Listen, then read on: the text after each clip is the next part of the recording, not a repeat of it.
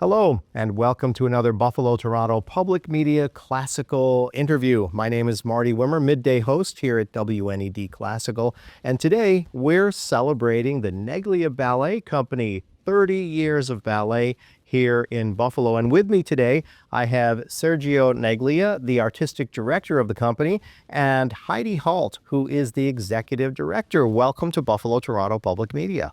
Thank you for having us. It's great to have you here. So tell me, what is the secret to 30 years of success as a ballet company in Buffalo?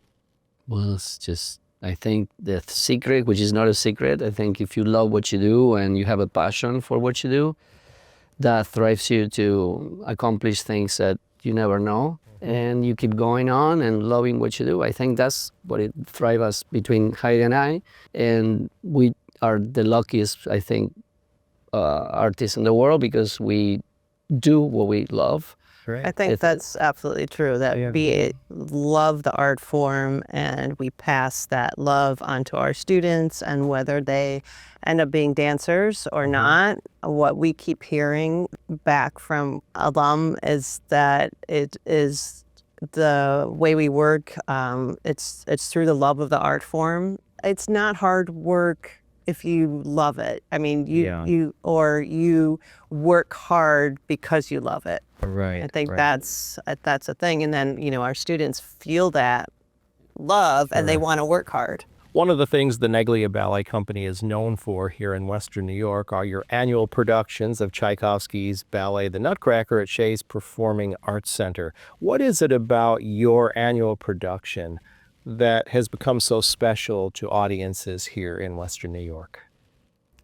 Well, I know that there's been a lot of Nutcrackers in Buffalo throughout the years, some local and some professional companies coming, some playing with the Buffalo Philharmonic, some not. When we decided to make the Nutcracker, I think our idea was to be, no, this isn't just going to be a Nutcracker, it's going to be the Nutcracker.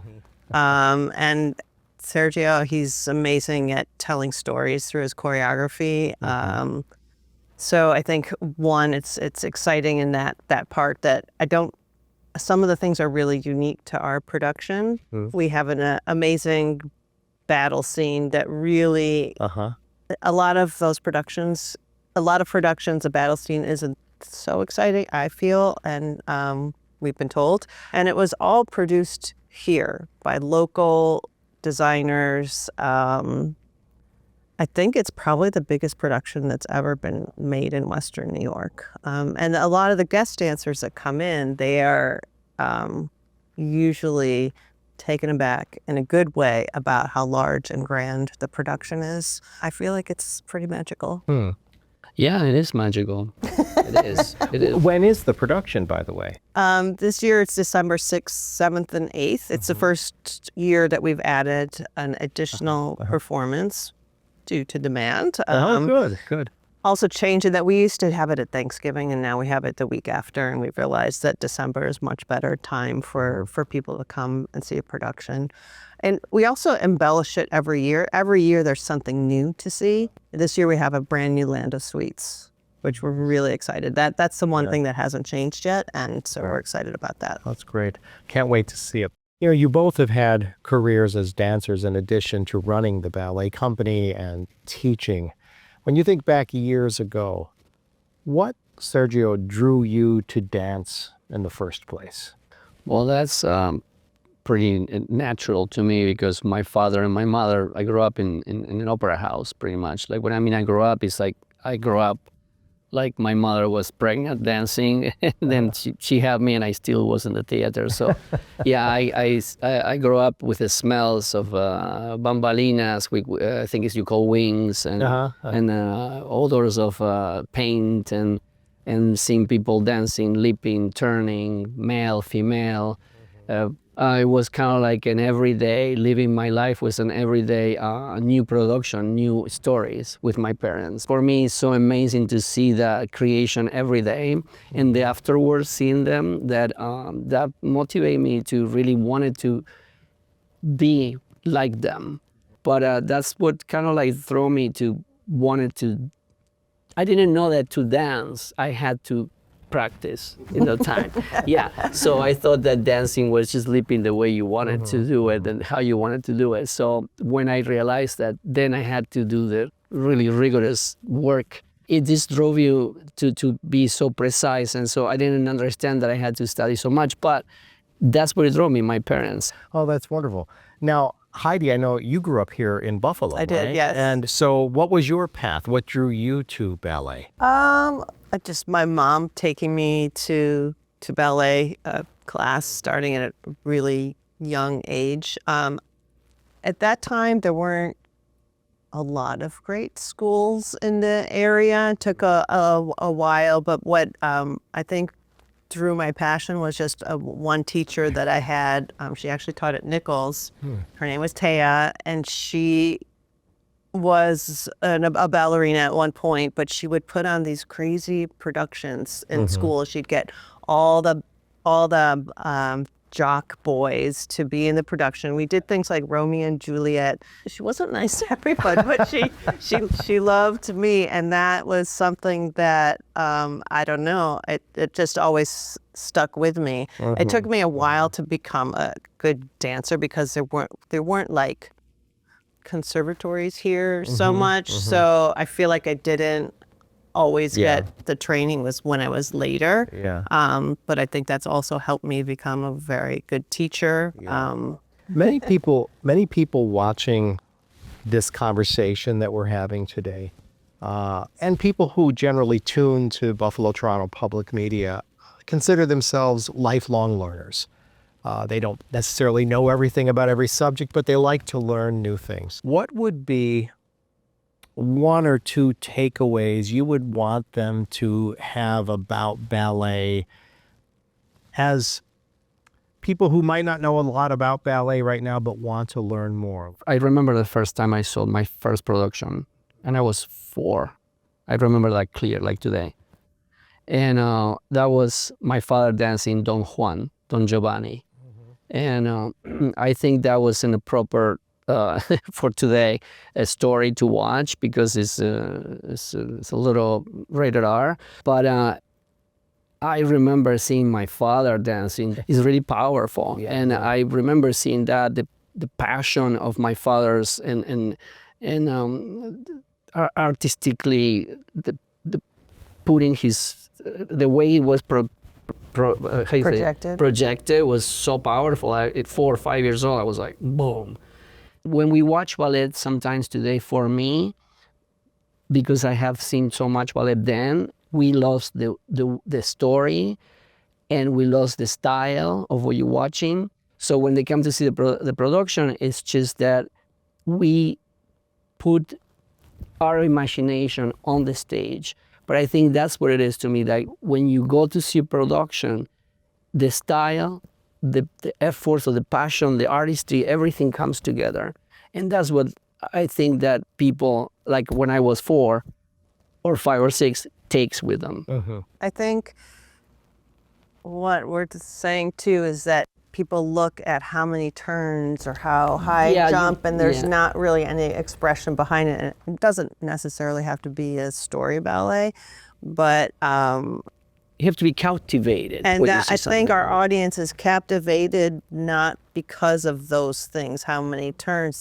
They're captivated. There are turns. They don't even think we do, of course, have all that technical ability, but there's also like a reason why they're doing everything. Right. It's not just do this step, get on the stage. Like I remember being a kid and watching, you know how many Nutcrackers I have seen? Like, oh boy. And I like the first Nutcracker ever I ever seen, it was from Rudolf Nureyev in Argentina. And it was like the most boring thing I ever seen in my life. And I'm a ballet dancer, but it's like so far that you can take dance. When you create something like, for instance, a battle scene, you cannot do ballet in a battle scene because a battle is a battle. And anybody who was in a battle or you watch the battle, it's a battle. So you cannot do like leaping, like going like this all the time. So what I was thinking, I have some experience of battle, so I just like brought my imagination to what a battle is, because you have to make a battle. So when you go to see the Nutcracker and you see the battle scene, you're like, wow, holy mama. It's like, this is, you're like this in the seat. You know what I mean? That's what has to happen for the audience to feel. The imagination. The performers have to be feeling it. So you have the main character, we call her Marie, some call it Clara. And there's when we're coaching her, there's an explanation of everything she does is how you feel at this moment. It's not, even though she's technically like turning and jumping, and if you don't feel it, the audience isn't going to feel anything. And you want them to leave like, Yes. But we're used to. Oh, go ahead. Yeah. No, we are used to see the turns, to see the jump through years and years. I just had a conversation with my students yesterday, this is where we're going. To technical only, just how much you can turn, how much you can jump. It's a wonderful thing. It's just what you bring to the stage, the reality, the passion, the reality. You have to make believe to those people what you're showing. It's not about the pirouettes. Yes, you can turn, you can jump, you can do flips. You know what I mean? It's the passion, is what you become the Nutcracker, you become the sugar plum. And that's what, for instance, back my time, which is not that long ago, but maybe 40 years ago, for the kids it will be 100 years, balancing. When I was rehearsing with balancing, previous to go to a competition to Lausanne, a place in Switzerland, I was doing jumping really high and doing bluebird, like it's a dance. And he was, in Russian, stop. And I was like, maestro. We used to call maestro in those days, And then he says, Sergio, don't jump much. And I was like, why not? And he says, no, you're too hard. You have to make the illusion of the jump. And I was like, how the heck am I going to make the illusion of the jump? If I'm already jumping, he says, it doesn't look good because you're too forced. You're forcing it. And it's like I said, it's not about how much we do, it's how to feel, you know what I mean? Yeah. And project that to the audience. And that's what happens in the Nutcracker, or in Serenade that we done, or in Romeo and Juliet that we done, or in Spartacus that we done. You know what I mean? We brought to Buffalo, I think, something then that right now is like a chain. It's like a chain. It keeps going on. So it's the passion that brings to the performances. So it's like that's what happens that draws. When you're going to see the performances, that's how you leave the theater, like this. Very nice. I don't know if in English it's kind of hard to explain. My language is more vast, more robust and vast, big, so it's like hard to translate. But when you go and see the Nutcracker or whatever the production, that's what you live with whatever your imagination, but like this. So it's the way it is. It's wonderful. That's why every year we have more people coming to the performances, because it is captivating. For instance, we are losing in this technology era. For me, it's mesmerizing to see a kid, when I talk to this kid, like she or he doesn't have no clue about what he's going to perform or do. And when you're explaining to them in this technology era, they blow their minds. And that's what I grew up with. You understand that? It blew my mind when I was 4 and I saw my father. Right. And this is what's happening today. It's like, I thought it was almost about to end maybe 10 years ago, but it keeps going because I feel that and I still can transport this to the kids.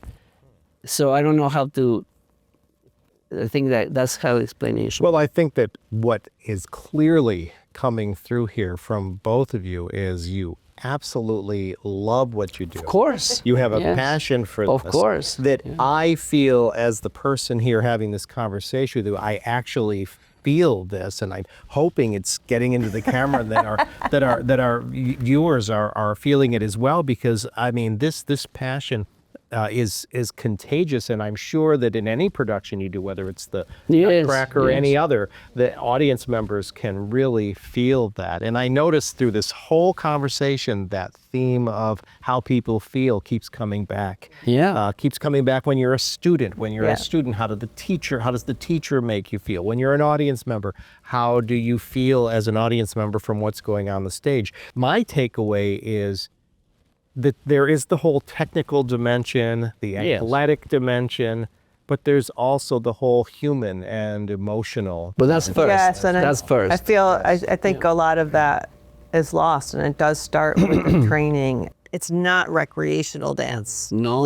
It's ballet training. Yeah. There's no such thing as recreation. For me, that's why, if you're going to do ballet and that's what you want to do, Yeah. we're going to teach you how to do ballet. Period. You can still recreation but doing it's a series. still like Yeah. they enjoy it. Yeah. It doesn't have to be, I mean, we are demanding in the fact that you have to do it right, because why do it wrong Right.